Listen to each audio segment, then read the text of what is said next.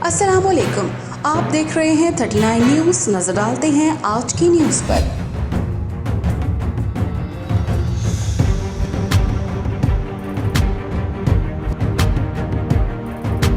तफसीलात जानते हैं अपने नुमाइंदे से। जी, जर्मनी में कोरोना और नई लहर ओमिक्रॉन वबा में तेजी आ गई है।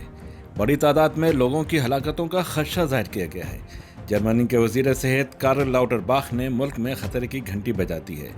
कोरोना और ओमिक्रॉन वबा से बड़ी तादाद में अवाम के मुतासर होने का भी खदशा जाहिर किया गया है, जबकि इन अमराज से अमवात में इजाफा और मरीजों से अस्पताल भर जाने का भी खदशा जाहिर किया गया है।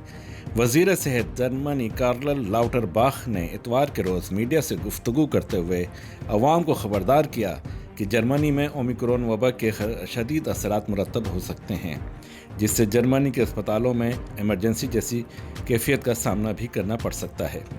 तेज़ी से बढ़ते हुए कोरोना वबा के केसेस ने दुनिया को हैरान कर दिया है। गुज़श्ता रोज़ कोरोना से मुतासिर 60,000 से ज़ायद केसेस का इंदराज किया गया है और 114 अमवात रिकॉर्ड की गई हैं।